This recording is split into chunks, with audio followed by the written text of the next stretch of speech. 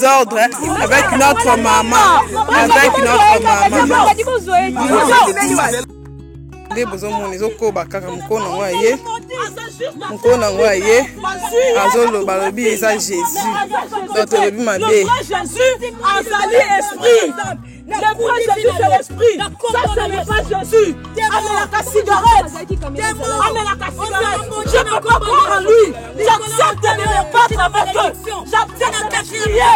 Au nom de Jésus. Au nom de Jésus. Au nom de Jésus. Eloko ezate. Eloko ezate. Oh Jésus te. Jésus. Oh non de Jésus. On a envoyé à laquelle tu m'as bien pour te boire que on a Jésus te. Mais nous avons une image. Ma bien on a Jésus. Mais peut-être que Jésus te moumeli ma. Imprimeur de cigarette Jésus. Madame Jésus. Quand Jésus-Christ est là, Jésus-Christ est là, il crée ce problème. Il est sur le bateau, le balinga, il est sur la le bébé créé pour le bateau pour décater, pour toujours déclarer ma droit à l'abussoké. Et là, quand Jésus-Christ de Nazareth, il est solo à couper l'abussoké, c'est pas ma qu'il est en gomba gologota. Dès bon, il a créé problème, le gâteau bakisi wana, tout ça na mangengenge, de recevoir au kota le boko. Na si vous demandez ma image, bateau va faire mangengenge, bah eh, bidon, vous demandez de créer maman a des ordres avec notre maman.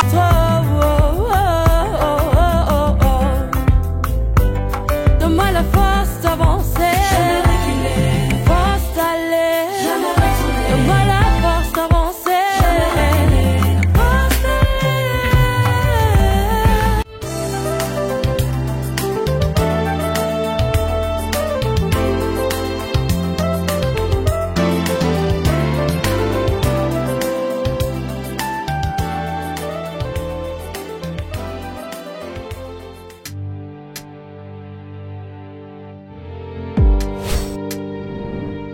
Avec Kodiasimo, voici encore une opportunité de devenir propriétaire à Kinshasa avec un apport à partir de $5 000. Des nouvelles parcelles en vente, des constructions déjà en cours, à Ntsele au bord du fleuve, Daipen, à quelques mètres du mausolée d'Étienne Tshisekedi, quartier Poulmalebo, à Safari Beach et bien d'autres encore. Devenir propriétaire avec Kodiasimo, c'est choisir d'acquérir votre bien immobilier avec un accompagnement personnalisé, allant de l'achat de votre parcelle jusqu'à l'obtention de votre titre de propriété. Avec un service après-vente assuré par notre équipe juridique chevronnée, vous êtes garanti de recevoir votre titre de propriété, peu importe votre lieu de résidence. Avec Kodiasimo, vous avez la garantie d'un service clé en main. Kodiasimo, la meilleure adresse pour construire la vôtre.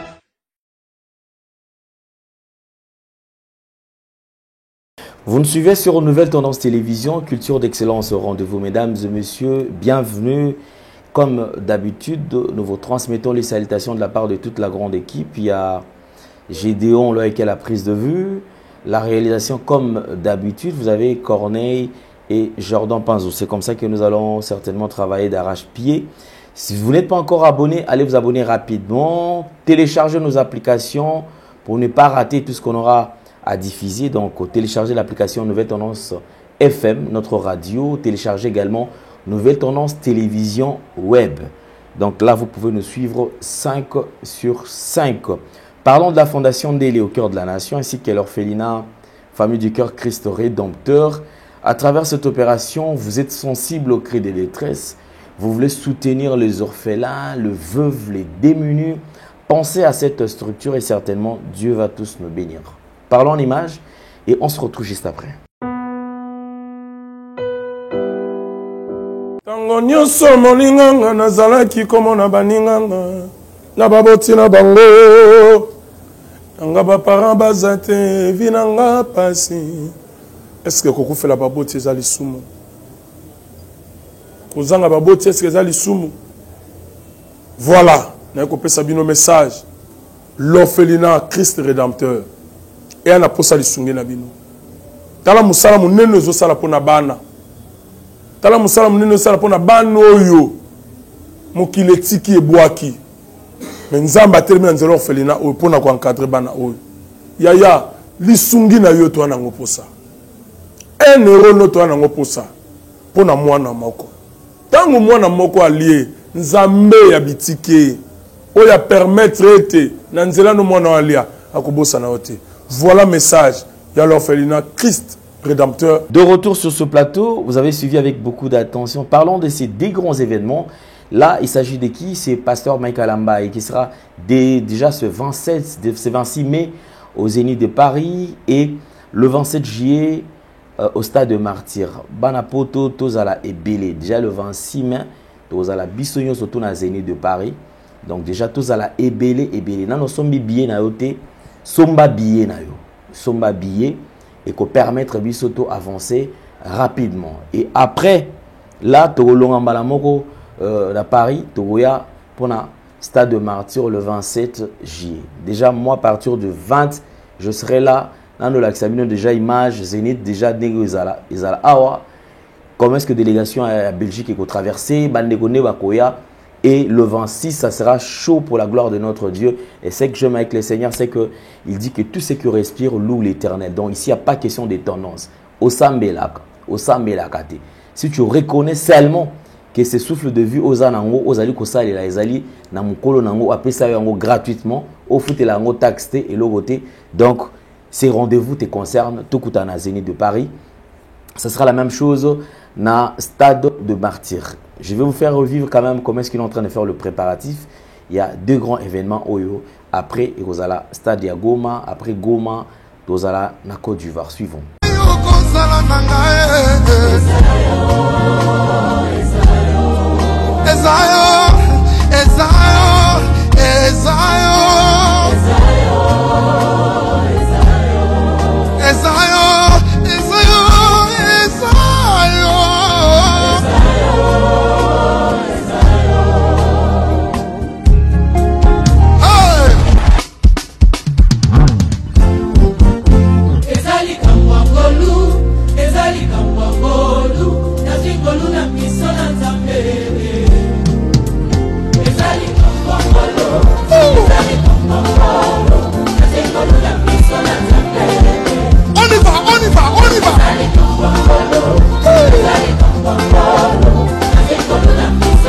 Là-bas, je ne vous entends pas. Let's go! Let's go! Hallelujah! Harmonia kotuta toloteo. Kolobaki nangai nasenga yo. Yonde okopesanga. Kolobaki nangai naluka yo. Papa okomi monisa.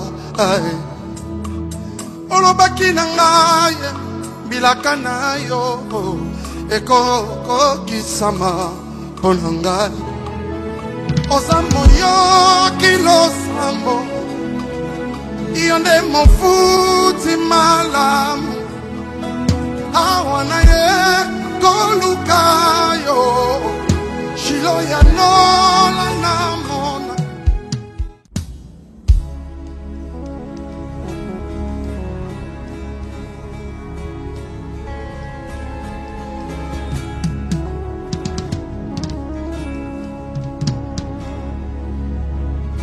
Vous avez suivi, je pense que vous avez aimé aussi. Nous allons nous retrouver déjà pour cette partie très prochainement. Tout le plaisir est le nôtre de vous présenter ces grands magazines avec beaucoup d'amour, beaucoup de gaieté. Nous allons recevoir des invités, mais avant de recevoir des invités sur ce plateau, parlons tout d'abord de cette femme qui aujourd'hui fait parler le réseau social, entre guillemets, servante de Dieu, entre guillemets, prophétesse, entre guillemets, servante. Est-ce vrai ou faux? Je ne sais pas dire vrai ou faux. Vous pouvez répondre à ma place, que chacun de nous ait sa part de réponse. Moi, personnellement, ce qui m'intéresse, c'est que je voudrais quand même vous faire revivre ces images où Ezali, bande comme soiseau, mon qui Ezali, blasphème, Ezanakati, au bande comme soiseau, mon qui c'est-à-dire que apostasie, Ezanakati, au bande comme sousou, qui n'est plus loin pour dire que Ezali, une manière, il y a qu'au profaner évangile. Est-ce vrai ou ezali nango yangote, on va quand même réfléchir tous ensemble. Nous avons constaté qu'effectivement, à chaque fois qu'elle va à la montagne, elle a l'habitude de se faire filmer et demander à tous ses adeptes Yako, Katela, Yesunaye, Losako.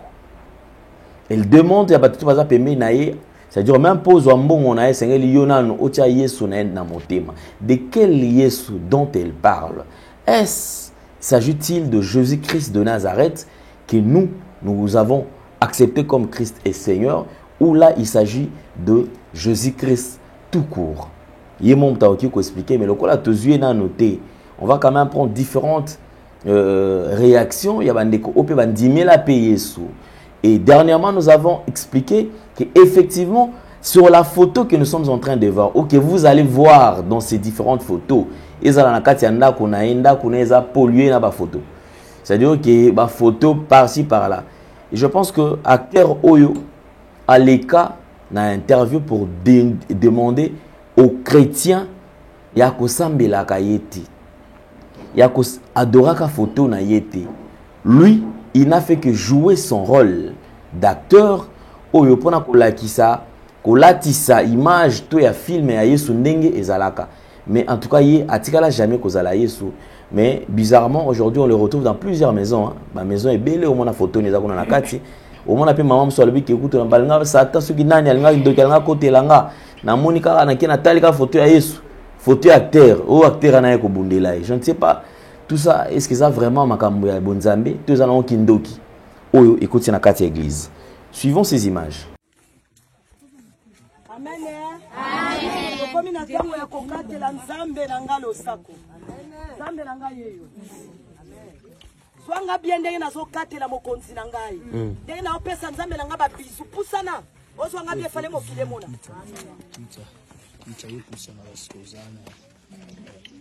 Zeka. Zeka. Merci na mon santo Israël. Merci na mobali wa Mekabaki. Merci na mobali wa Sekona Kendo. Mutu nyonso akatela nzambe na nga sali. Allez filme batu. Filme batu nde ba okatela nzambe lo sako. Okatela nzambe sali. Boganga Yesu aza nzambe. Yesu aza nzambe. Yesu aza nzambe. Udetika lipuelele. Udetika lipuelele. Udetika lipuelele. Udetika lipuelele. Udetika lipuelele. Yesu ana maboko makali. Konzi Yesu kembona ye. Kembo kembo na yo. Kembo kembo na yo.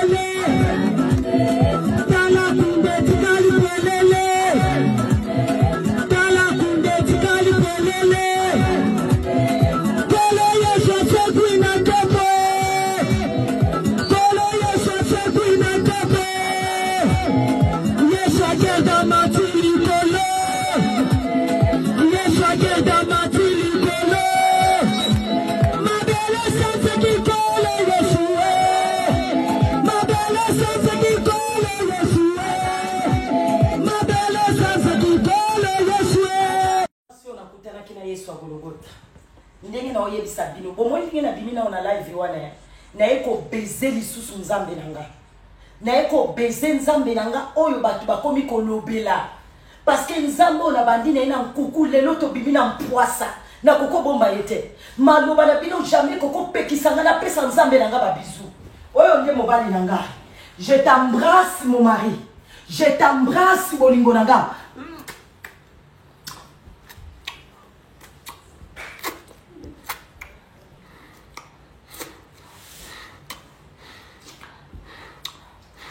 Komba Yesu matili kolo. Yesu yaza nyonso pona ngai. Mutu akolongola ngai Yesu na motema zate. Na banda ki na ina nkuku lelo bimi na poisa. Komba Yesu est dominé parce que Yesu aza nzambe na bomo.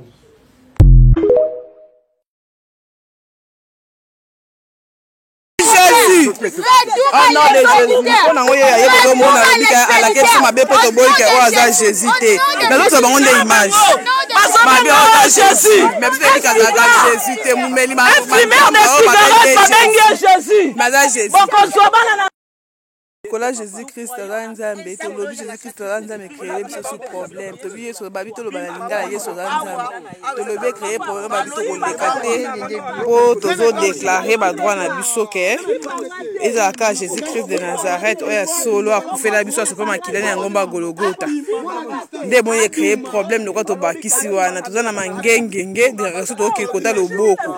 Na si bozo mona ba image ba to ba ka mangengenge ba yebi. Donc bozo mona da créer maman des ordres avec notre maman. Avec notre maman. Des besoins les autres bakaka mkono ngoye. Mkono ngoye. Azolo balobi eza Jésus. Notre lobi mabe. Jésus azali esprit. Le vrai Jésus c'est l'esprit. Ça ce n'est pas Jésus. Amène la cigarette. Amène la cigarette. Je ne peux pas croire en lui. J'accepte de me battre avec eux. J'accepte de crier. Au nom de Jésus. Au nom de Jésus. Au nom de Jésus. Oh Jésus. Nous avons suivi avec vous ensemble. Alors je voudrais quand même tozonga muke tout le bela sur image oyo. Je ne suis pas seul sur ce plateau. J'ai eu le plaisir de partager ce plateau avec maman Jeannette et les servantes de Dieu. Alors avec elle, pourquoi est-ce que j'ai décidé de l'inviter? C'est parce que je voudrais quand même qu'on parle, hein, qu'on parle tout solo là sur Makambango. Et namoni quoi est silence et fandi pena kimia. Bande koming mingi na mikila poto ne namoni bazo réagir, ba voilà que ça mécontentement na bango. Pourquoi est-ce que le servant de Dieu qui œuvre ici à Congo va garder silence? Est-ce baza d'accord na ba pratique wana? To baza d'accord té. Alors, na komeka un peu ko solana et je l'ai invité pourquoi? Parce que nga vers tant on a mataka mangengenge. Je pense que pour nous les mangengenge pour au matana ngomba avant ngomba ba concession ba tout ba somba ba concession pour ne pas parler à village moko ezala concession moko ya bande kwa mikila poto ezala kawana soko zo mata yango ezala ka je crois na droite na gauche ezala na gauche et na komata côté na mona Rock City ya maman Jeannette ezala na droite si je garde bonne mémoire ezala bon mais ceux to bandi ko kita si tu es à retour à droite, maman Jeannette azalaka na gauche. Alors, ce que poussani ndinga maman OP deb na mon place photo wana bakanga. Place batia panneau wana ya acteur wana o bazali ko pesa ba bisou, donc on me dit pourquoi bazo violer papa wana. C'est pas gentil. Ezali violence faite à l'homme. Aza mobali ya batu awana kisasa bakoma ko sala salema ka mamabe. Eza bien té. Maman Jeannette, bonjour et bienvenue. Bonjour papa Lendele. Santé boni maman. Santé en tout cas ça va par la grâce de Dieu. Disparu pendant un bon moment, c'est vrai tout le monde a vu on a mis ça là dans les réseaux sociaux sur TikTok et tout ça. Mais le courage baby que yo zai quand même aux femmes battantes, tout le monde encore je me rappelle encore de sent il y a un village de c'est comme on a Kinzwanga. OK. Kinzwanga. C'était pour la première fois même na yo kata kombo na tika la ko yo kangote. Mais à partir na yo quand même na yebi ke na mboka na biso na ngama bandundu to za na village mo Kinzwanga izalaka kuna. Et c'était un bon travail, au Bandai quoi battre. Mais après un temps, bah, toi constater, on dirait, aux allez sous la force ma capacité, alors que vous avez notre gène, vous avez la force, nous sommes maïna makila. Et qu'est-ce qui se passe? Au lembi musala nanzambe, mabaku eleki, batopia kocha matoi baleki, yango lembi au bitena rekile to izanini. Oh là là. Ma question est combien moni apparemment nous retournons à 3-4 questions comme ça na banana. Donc nous surtout on a tellement la stock et bela ba question qui na on ça les fois on a posé maman il y a 4 5 aux aptitudes à répondre. Ah d'accord, merci beaucoup. En tout cas, je salue tout le monde badnyo so bazola ndangai, prophétesse Jeannette, la sœur Jeannette, la moindre de tous. Binope Bomi tuna ba question ndenge papa allait à Tunis, ça fait vraiment longtemps, oui, c'est vrai. Je suis là. Mais moi je pense que la Bible les chaque chose a son temps. Alors tozoko là, toza maman et puis tobandozalara tout le temps na liboso immédiaté. Or il y a beaucoup de choses à faire. Et puis surtout que la vie sociale toza nango il y a des fois il y a des moments ils osenga oko taper au sala X au zong ça peut au sala Y. C'est na ba silence wana to sali pe makambo belé. En tout cas, je pense que j'ai à présenter parmi va présenter qui j'étais là aussi par la grâce de Dieu, ça s'est bien passé. Alors nous sommes aussi en attente parce que ceux qui en attendent moké bisangai aux attend il y a ko mi pesa ndenge nini na ba étude tout ça là. Et puis maman Jeannette attend que Mosali Nzambe déjà Nzamba lokote dans le monde de business tout ça là. Alors, il y avait aussi des moments où il y a privé, comme vous dites là, il y a Rock City, la cité des chrétiennes, où il y a concession, il y a Maman Jeannette. Alors, en dehors de ça, c'est vrai que Moussa Lanzam Bezaka na médiaté, Moussa Lanzam Bezaka na médiaté, c'est vrai que tu y banaki na réseaux sociaux, mais na sima média, tu continuer pe Moussa Lanzambe. Donc, silence nangai, ils a dit à ça. Pour globaliser Nyoso. Je pense que vous êtes satisfaite quand même. Bon, satisfait, bon, ça va, mon dame. Il y a plusieurs questions, mais on ne va pas revenir parce que les questions, les émissions prévues, pas pour ça. Okay. Et ça, c'est pour autre chose. C'est ça qui appelle pour Makamususu. Tout à l'heure, sur le plateau, je pense que tout allez, on a quelques images. Il y a l'écho, Nabiso, parce que on ne peut pas ignorer qu'Aza... Non, je parle de Nanarobe Congolais. Azan de Konabi sauté dans le Seigneur, Azan de Konabi sauté. Oui, pas dans le Seigneur. Parce que la Bible dit, c'est lui qui n'est pas avec nous et contre nous. Ok. Donc, tant yozo bengen de Konabi sauté, déjà aux autres, nous sommes famille dans le Seigneur. Maman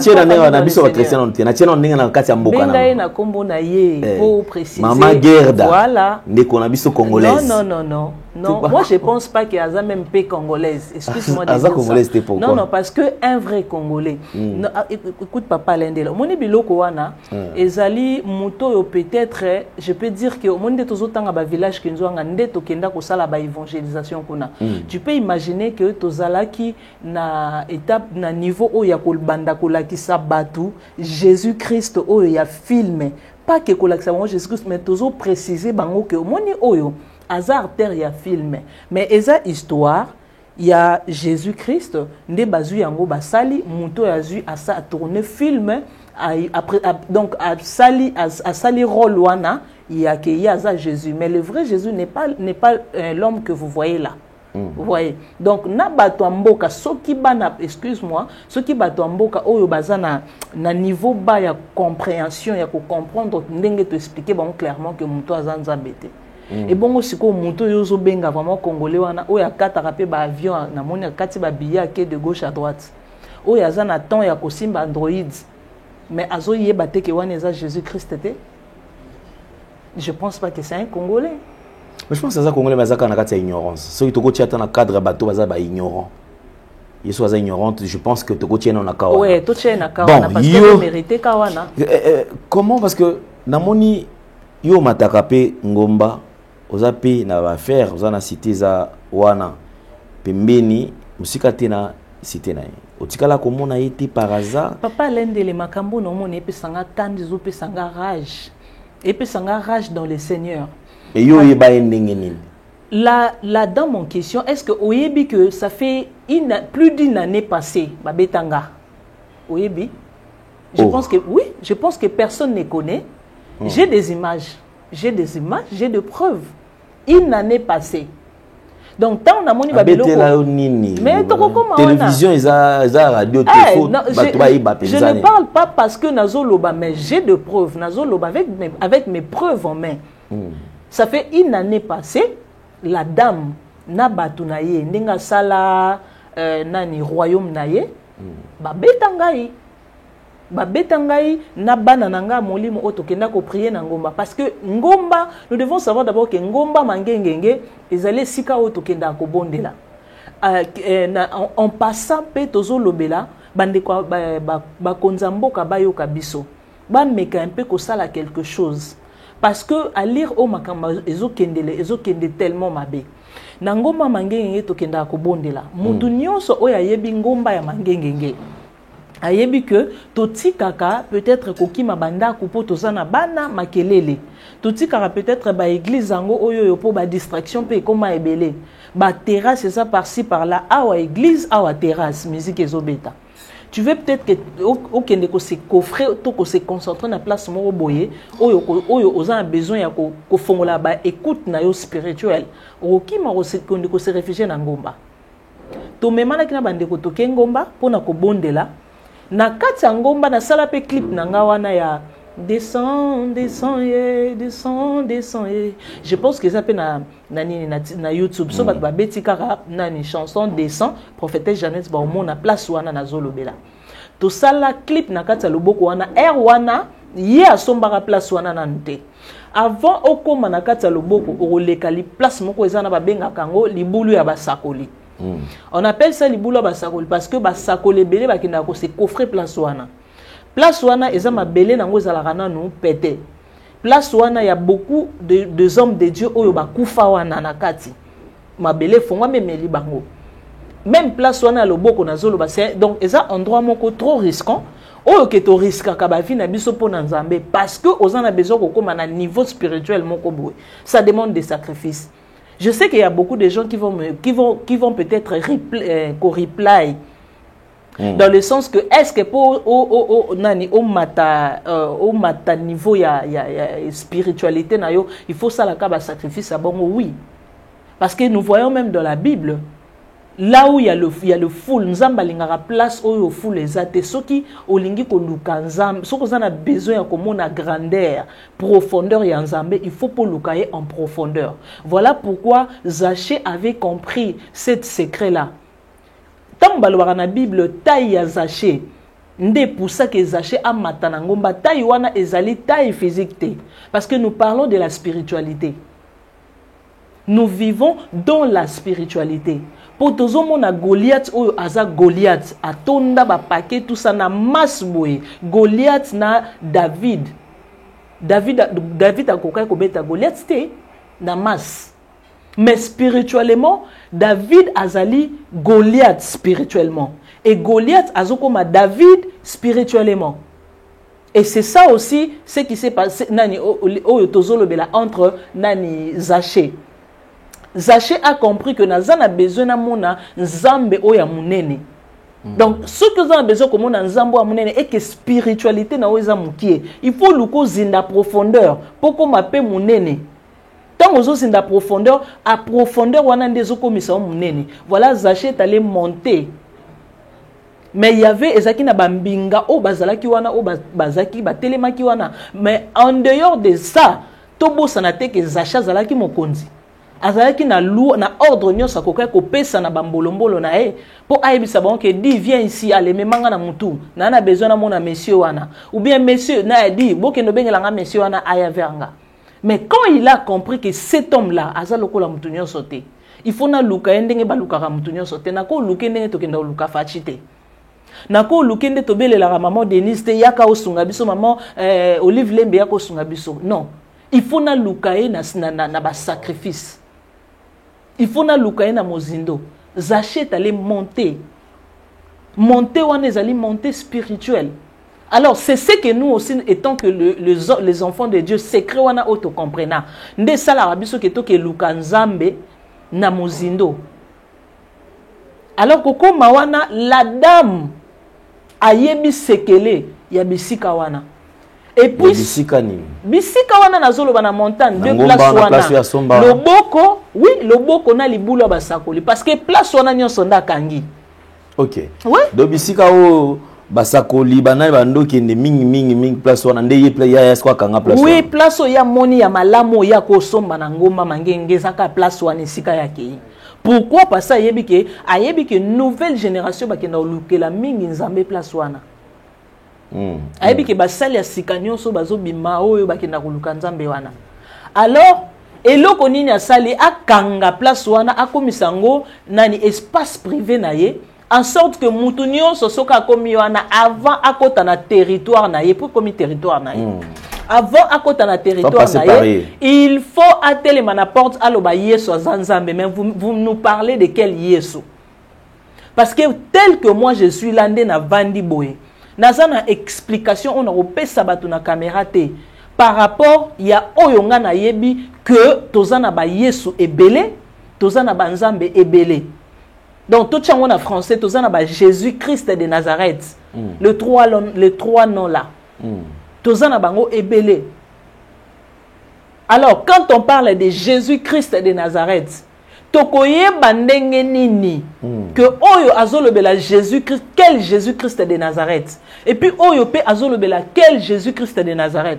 Je pense que peuple de Dieu tobo sanaka facilement makambu ebele. Na sala life moko nazalaka na Istanbul. Je pense que ceux qui bande ko batale ngata na page na Facebook ba monango. Na pesaka message moko na life wana na lobelaka o nzamba laksenga tozaki belé na kati ya non na se retrouvaki na kati ya elanga. Na kati ya elanga ngo o tozalaki bazali ko lakisa ngai elanga mutu na mutu oyo azalaki bambuma na ye ezalaki ko bima bambuma nezo bima na ba tomate etela makasi ezalaki rouge. Mais soko zui tomate wana otoboli na kati ezalaki ya kopola. Nzamba azali ko lakisa ngai na nani comment biso batunde toza bo soki oza fruit okozala fruit nini.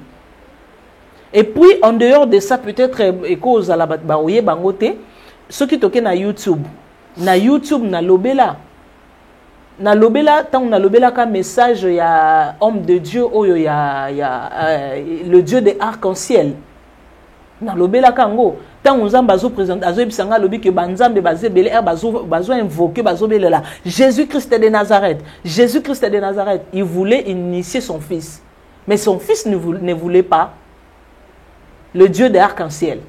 Je pense que bisonyo stoye bien. Alors bazé pour invoquer Jésus-Christ de Nazareth. Jésus-Christ de Nazareth oya yaka bimaka wana. C'est le même Jésus-Christ de Nazareth wana oyo nzamba matete. Alobelaka ke non, babenga ke nzambe ya matete. Vous savez pourquoi babenga ke nzambe ya matete? C'est toujours le même Jésus wana ba nzambe wana ka ande bazo salela ba kombongo. Donc tu n'as jamais été convaincu que Yesu yazo lobela naza Yesu oyo non, ce n'est pas même si tangi Jésus-Christ de Nazareth o akufelanga ne kulusu et pas nanga ezo toucher ngate. Ko douter kaka. Ezo toucher ngate parce que je suis un esprit qui habite dans un corps. Normalement, quand Papa Ndele parle de Jésus-Christ de Nazareth, il y a des chairs de poule. Chairs de poule, où ils ont bima. Tant on a zoloba, comme Jésus-Christ de Nazareth, ils ont bananzambo bazolandanga. Donc l'esprit que tu possèdes sera en contact avec l'esprit qui est en toi du coup. Voilà, cet esprit-là, l'Esprit de Dieu, il a dit que je m'en vais, mais je vous enverrai le Saint-Esprit, l'Esprit de Dieu. Oh, à quoi annoncer, c'est cet Saint-Esprit-là, yende le communicateur indispensable de la grâce. Yende mutasala akenaïba que le Jésus que Papa Lendele est en train de parler là, c'est le vrai Jésus. Et cet Jésus, ce n'est pas le vrai Jésus. Ok. C'est simple. Alors, raconte, qu'est-ce qui s'était passé? Yo aux servante, yépé bon, entre guillemets, azapé servante. Beaucoup de moi, je ne veux pas ça, pardon. Pour le bon place, on a papa l'endé. Servante de Dieu, il y a servante. Moi, je suis appelé par la grâce de Dieu. Il m'a appelé, il m'a oint pour annoncer la bonne nouvelle, la bonne, je dis bien la bonne. Est-ce que beaucoup de temps dans circonstance yo toyebi ke pano eza na se okende koluka nini kasi soki pamba bato nakendaki kobondela ntango tokomi wana biso toyebi ke place territoire wana nde tobondelaka partout na mangengenge parce que ata wana te naoke obondela place onga nakenda obondela kokoma na biso wana epi biso kaka te c'est-à-dire ya sala bongo wana ekoma mboka na ye soko okomi wana il faut oloba Yesu aza nzambe. Oh maintenant tant tokomi nga yobi oh mais qu'est-ce qui se passe ici natala likolo na moni batie photo ya artère ya film Jésus te artère oui batie photo bien aimé batie photo ya artère ya film oya melaka cigarette artère ya film wana bazui photo na ye batie likolo et puis bazui ba écriture babakisi tant tokomi wana bazebisa biso boloba Yesu aza nzambe nga lobi mais pourquoi oh non parce que ceux qui bolobi Yesu aza nzambe tango bozokota wa masumu na bino nyonso bosalaki nani bozozala non ezotikala selon eux ezotikala bozokota na bopeto. Okay. Non nayebisi bango non. Vous devez savoir que Moutou azalaka sanctifié par le sang de Jésus, mais pas parce qu'il a dit Yesu aza nzambe. Premier débat yangwana. Deuxième débat, vu que bana otozaki na bango, nous devons savoir que il y a des bébés spirituels aussi, tout ça. Maman tolo baka tokota, il y avait aussi des frères d'autres hommes de Dieu otozaki na bangwana. Babandi koloba. Pas seulement que otozaki na bango na sens que ndenge toyaki, mais za mangengenge mutunyo so yaka. Ouais, tozalaki ebele ba mususu o Yesu aza nzambe bakoti. Nga na ebisi bango alobi, est-ce que tant bozolo ba Yesu aza nzambe, bozoye ba que ezali kosala pat ou bien kondimisama ya koloba ke ngai na ndimi ke Yesu yo nde aza nzambe na ngai pe. Alors tant ozokota sous nani en prise ya Yesu wana et puis tu es contrôlé et dominé par leurs esprits oyo ezali ko gérer na kata secteur wana. Et en même temps ce n'est pas fini. Tu dois savoir que tant ozokota wana bazozwa ba grâce na yo bazoyiba étoile na yo bazo parce que déjà ondimi automatiquement tant okoti bazana facilité ya kofongola écran ya vie na yo pour bando comprendre qui tu es bénédiction ni ozanango tout c'est par là bazo arracher ba bénédiction ya bato ndozo mona mutazo kaba mbongo lokola papier azo kaba na mbongo lokola lokote parce que ce sont des eza ba richesse à bato eza ba bénédiction ya bato oyo azozwa facilement pour mutu alobi je papa le na sala émission moko awa kaka na YouTube awa ndenge Satan alingaka a initié ngai na monde on a se retrouvaka na réunion satanique na mai kaka awa ya nani ya nzela mimoza nzela mai wana na se retrouva na réunion satanique soki bato baza na mémoire bokoma na ba commentaire na loba nini balinga ba initié ngani na un simple conjugaison papa le diable a changé ba TikTok na ye akomi na ba façon na ba lolenge belé ya ko initier bato na kati ya makamnaye bino bomo na kam toyebisa bino Yesu aza nzambe boloba Yesu aza nzambe yo polobi Yesu aza nzambe simplement comme ça c'est pareil parce que bazo nima peut-être ce bazo tala le fait seulement de dire que ngai nazaki na pasi Yesu nanga a pesanga nyon surtout effectivement bon c'est vrai on ne sait pas si le travail ou on ne sait pas entraîner à la randonnée nini mais du moins bato ba témoigner que effectivement azo pesa bato bambongo a pambolami tozomona kutu bato regarder je ne sais pas jusque là mboka na biso na droit nini promesse que garde ou azali na justice militaire a okiko tambola akengela civil puisque on a zo baté ndenge nini ba garde wana ba misa bango basaki banini tout ça je ne sais pas militaire mais il y a zali koloba ke effectivement Yesu wana a pambola yé Kopambola whatever, moi ça ne m'engage pas. Parce que ce qui est sûr, nani habité que Satan a fait ça. Satan pambola kana ki satanisme na ki Satan na yo wana pambola qui ne sait pas ça. Ba riche au batondi na ba Nigérien wana. batonga bandako bato bazosomba ba avion YouTube ba réseaux sociaux ba TikTok ainsi de suite Instagram nini to mona te kuna nini tozo mona te kuna o bazo sakana na mbongo tout ça est-ce que ceux qui pambola ma ceux qui donc pour lui maintenant il veut seulement que Alex Abisso lokola pambola mande nde yesu wana zolobela ya solo mais non moi je pense pas que wana des preuve le vrai preuve ezali Saint-Esprit o azana kati nanga o ya oyebi o azoboyisanga que il n'est pas de Dieu. Mais R a bandi kosala parce que c'est vrai Mikolo na réseaux sociaux quand même aza pardon papa on a sili comme mangenge ngete. Oui, OK, on avance. Bon awa nde na zawa na osala émission non na sisi pété. Ezape je pense que ezape émission liboso tam souper et si la pété. Peut-être toké na deuxième émission. Po ngai il faut na luka nani papa il faut na luka fiston sai. J'ai besoin de fiston sai. Pour nani? Oh, pour nani pourquoi? Kasi fiston sai pas ça la film ya Jésus de Mbandaka. Alors ah OK, d'ailleurs fiston sai azana kin. Je pense que le message est comme elle a. Ngai nazo luka papa fiston. Yazaki na quand même avec la précision, elle va bien, eza comédie, eza na honte. Oui, papa sai na biso, je salue aussi en passant. Papa sai na artère wana ya film bazandenge moko. OK. Et puis pour na biso tozane sengo parce que je n'ai jamais vu cette artère là comme ça. Mais son abi lelo na mona papa sai na komona yi.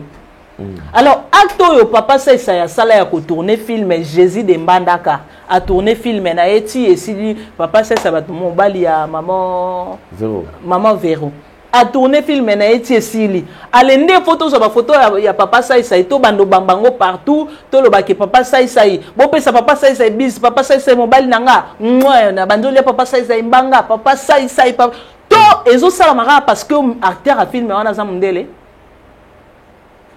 ignorance totale to parce que azana suki eza idolâtre azo commettre idolâtrie. Or la Bible nous interdit. Tu ne peux pas kogumba mela nzambe mosusu en dehors ya nzambe o biso nyonso toyebi. C'est de l'idolâtrie. Tango to komi na mangengenge. Nga lobi non na kolobango te. Bango nyonso Yesu aza nzambe bakoti Yesu mama to na yebisi mutu wana Nathalie nga yebisi eboye. Il y a qu'un seul Jésus-Christ de Nazareth. C'est lui-là, lui-même le Père, le Fils et le Saint-Esprit. A latinzo tomuto, a kitina se, a yepo abiki sangai, na koti awa, na kombo na ye. Parce que je connais, il y a beaucoup de Jésus, il y a beaucoup de Yesu. Tant on a koti wana, et on a koti, tant on a ebisi muto wana bongo, on a ebisi. Et d'ailleurs, vous êtes dans l'ignorance. Parce que oh botier awaza yesute, na yebaka nangate, makam na bango. Oh botier aza yesute, c'est une artère de film, maman nangai. C'est là où tout a commencé. C'est là où tout a commencé. Eh maman olobinini, o blasphémé contre Nzambe na biso. Je vais maintenant savoir, papa, aux la Bible non place wana. Je vais maintenant savoir entre eux, nangai, nani a blasphémé Nzambe ya muninga. Est-ce que tu as un mokanda Deutéronome? Attends, je vais voir Deutéronome. Na blasphémé contre Nzambe na bango, Deutéronome 27, verset 15.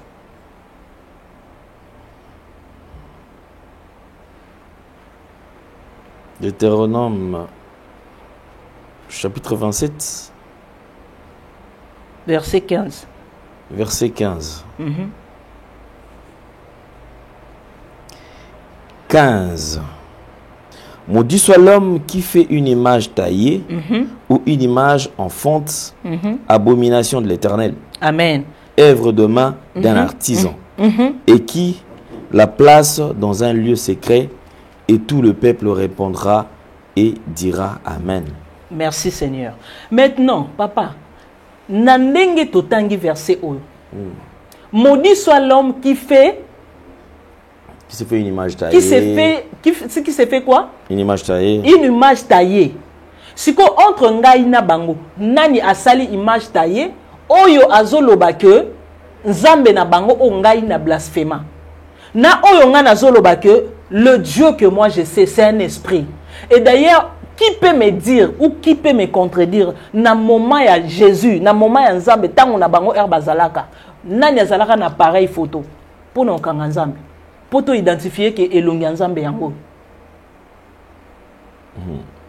Et c'est elle qui est maudite. Ozo blasphémer Nzambe na biso.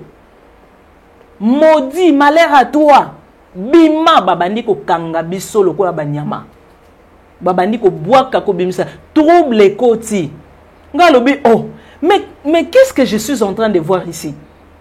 Mais pourquoi t'oso comprendre te oyo aza acteur ya film, aza Jésus te.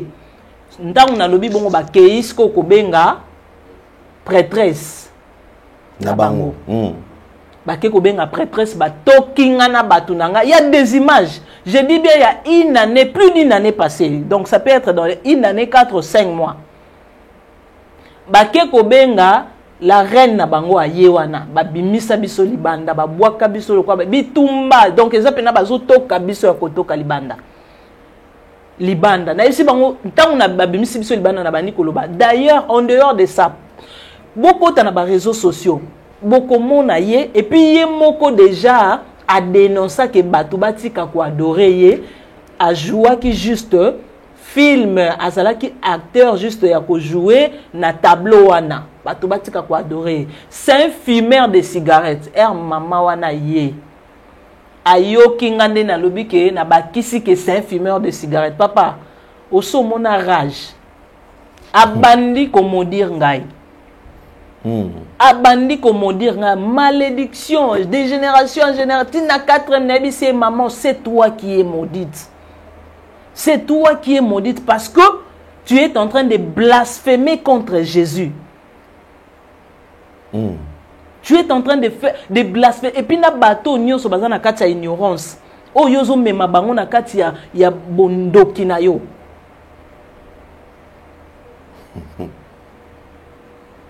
Oh non, maudit, malheur à toi. Nabisie maman, c'est un fumeur de cigares. Mobali langai, et si kato banana, kaka nengo yo kiazolo ba mama kamne, wana nenga zolo ba mama kamne, je vais même pas répéter ça.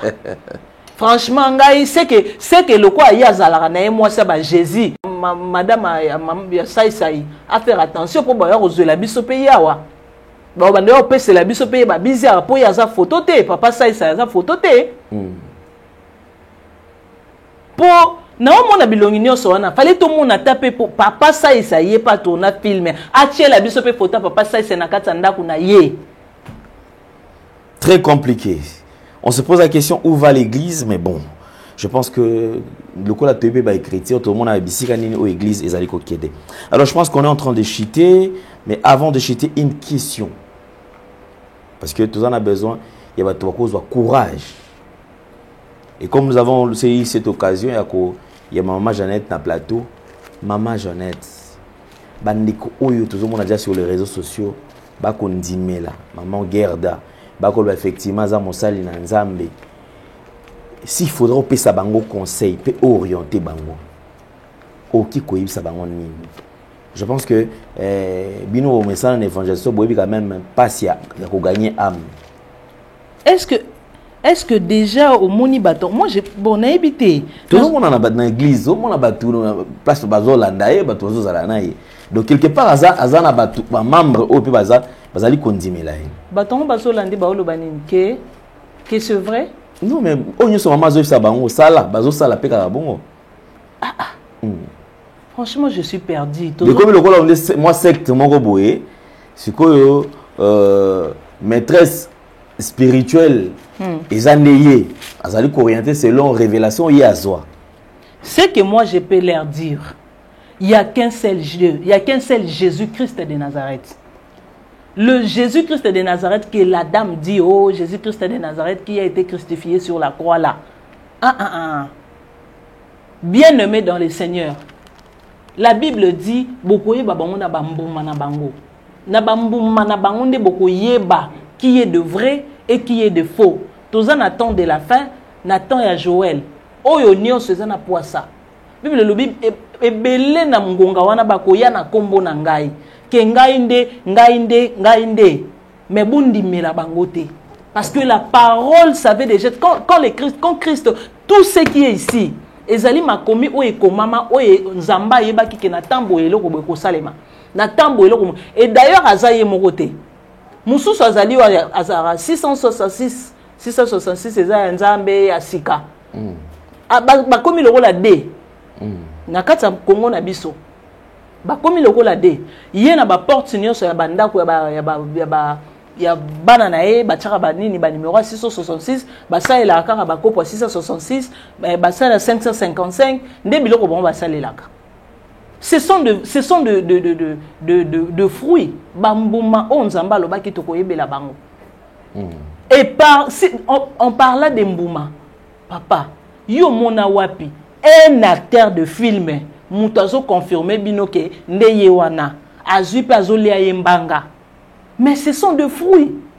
bambuma na bango yango wana qui te fait croire ma soeur mon frère église réveil nazo bondela bino na bolingo nzambe to telema to tika distraction alobaki frère kingana asali boy sœur kingana asali boy biso oto yebi nzambe to telema prions pour les âmes de Dieu milimo bana na nzambe oyo nanu baza ba bébé spirituel ndenge papa lende la lobi bazolanda ye pe bazondima likolo ya mbongo bazokende kolanda mbongo to telema to prier pour na milimo oyo to tika ba distraction to tika o bakomaki balobaki bazongaki basalaki to telema to bondela pona molimo ezokende na perdiction to bondela pona milimo ezokende na perdiction papa alendela toza na besoin na bango parce que biloko nyonso eza clair mutu azozwa nini foto azoyamba azopesa bizi nzambe na ngande ye mobali na ngande na oki pe kala mingi te baobala na siko baobala na neni ponga fona boma na bomai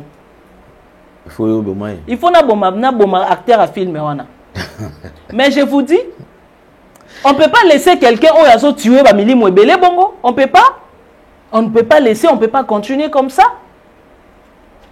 Même elle-même, la dame, aza âme oyo Christ aza nango besoin. Soto tiki bongo, son âme sera aussi perdue. Ok. Vous avez compté un jour quand même, soit au Lukaï, vous échanger quand même le solo bomba. Malgré qu'il y a bêta au Ngomba, mais au Lukaï quand même, je pense qu'aza peu brutal. Na éviter sur vos côtés quand même au Lukaï, ça va beaucoup partager. Na ndimi na nga obetanga na mas. Mais na spiritualité, Théo aza koko. Aza koko, ya yebi moi yebi. Ayebi que naza koko. Ayebi que naza vraiment koko. Spirituellement. D'accord, on va chuter maman Jeannette parce que je voudrais quand même il va nous déranger mingi. Moi je me disais on dirait bolali bozomona te. C'est-à-dire les réseaux sociaux, qui vidéo. Alors ça s'appelle non-stop. Hein? Qui vidéo. Le problème est que non-stop. Si il y a non-stop, parce que je ne sais pas où sont nous. Tout ça, il prophète, sonné belé, batele makawana, babimara, msou, babimara, sam Congo, msou, abimina lipeka, msou, abimiawa. Là, je suis là maintenant, na télémi. Bao babimaka ton prophète Jeannette abimaka ngayo na telemi na bimi boya to bima nanu boya na to bima to telema na on peut biso nyonso wana to telema nanu je ne sais pas papa lende tozana ba maman maman Joël Kabasele tozana ba maman prophète sebele o ya génération na bango bazolo banini nazo mona réaction te bazolo banini alors ceux qui m'ont kolobela zalité moi je suis là toyebike soi-disant azali sous couverture ya mutu moko mukondi ya mboka o biso tozana couverture ka Jésus-Christ le créateur de l'univers tozali mandaté et pas inaye comme intouchable paix mais c'est ça Congo nyonso comme Congo papa biso pe toza ba intouchable spirituellement bako simba biso te parce que toza ya nzambe tozana ba mandat nazana mandat l'esprit de Dieu est sur moi il m'a oint pour annoncer la bonne nouvelle. Je ne peux pas laisser et continuer à dormir quand la milimo ya bana na nzambe ndezo sala perdu. Ndenge zo kende. Non. Réveillons-nous. Totelema, to lutter contre le Camboyo. Totelema, atama boko pamba, totelema.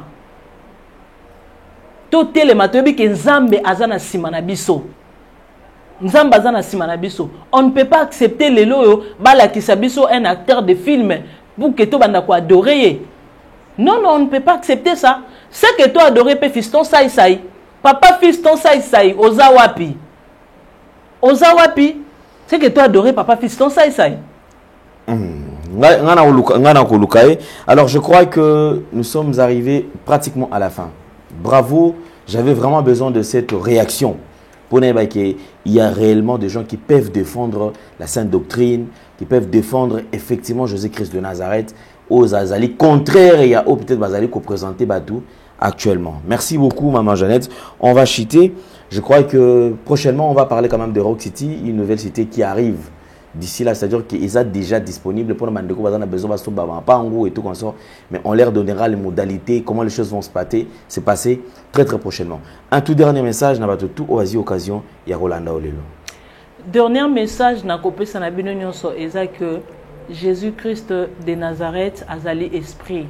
Moto moko ta mona epo kanga e photo. Azala na photo te. Et puis atikala jamais ko zala mundele. Jésus-Christ aza mwindo. Aza mutu mwindo. Donc o ba ola kisabiso wana, ce n'est pas le vrai Jésus. Bocha ina mitema te. Nga na ekoloba le contraire. Bocha Jésus wana na motema te. Bozo e bocha na makolo. Lokola bale bo betaye. Ok. Merci beaucoup. On va se retrouver prochainement. Je crois Elo va Non. Ok, d'accord. Merci beaucoup d'être passé, Maman Jeannette. J'espère que prochainement, toutes les portes sont grandement ouvertes. On aura le temps de vous recevoir encore régulièrement. À chaque fois, vidéo, alors, Tokozelo sur Nouvelle Tendance Télévision. Comme j'avais dit au début de cette émission, au niveau ça la continuité, il y a émission. Cette même émission, Bolandayango sur Nouvelle Tendance FM, la radio, Nabiso, déjà dès ce soir. Et aussi, Bolandayango sur Nouvelle Tendance Télévision Web. Téléchargez l'application Nabiso, Biscan Sozali, na Android, Ozali, na iPhone, na Biscan Sozala, Obandota, Labiso, sans problème. P. Zambé Akopambolayo. Alors, faites le maximum de partage. Vous avez aimé cette émission. Dites merci à Gédéon. Merci à Corneille. Merci beaucoup à Jordan. On se retrouve prochainement. Au revoir. Bye bye.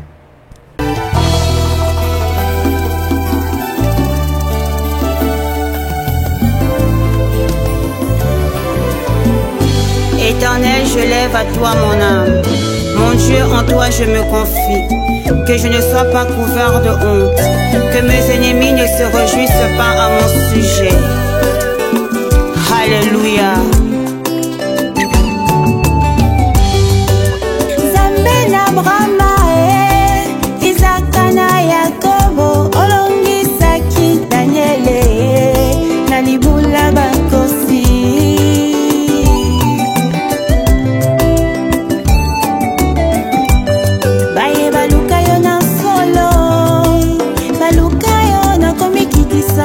Omimonisa na bango ponini nangate.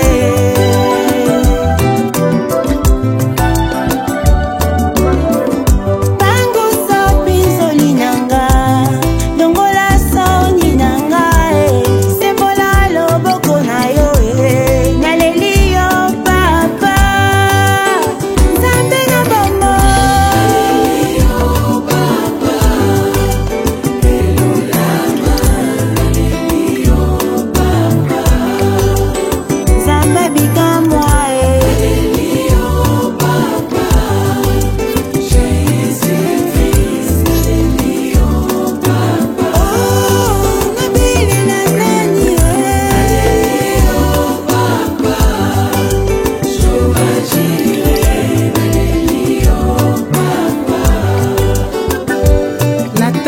Nzambe oyo bongwa na kate yoka kolela na ngai. Hey Yahweh, nayebi yo ndebika mwa. Hey Yahweh, solo yo za monene.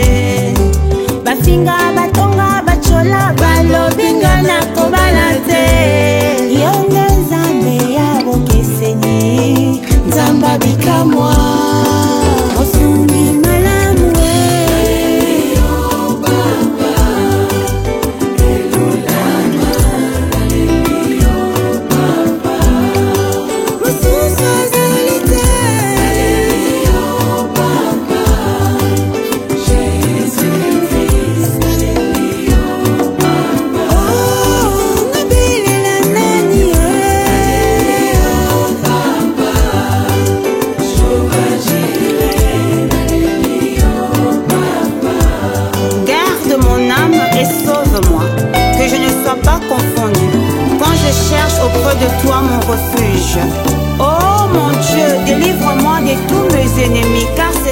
défends ma cause, exauce ma prière.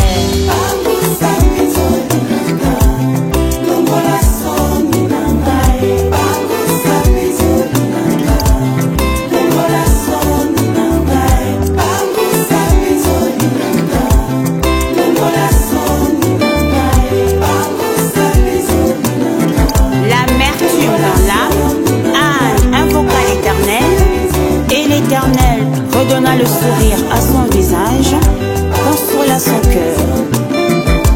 Natie Elikia Nangai et Panayo,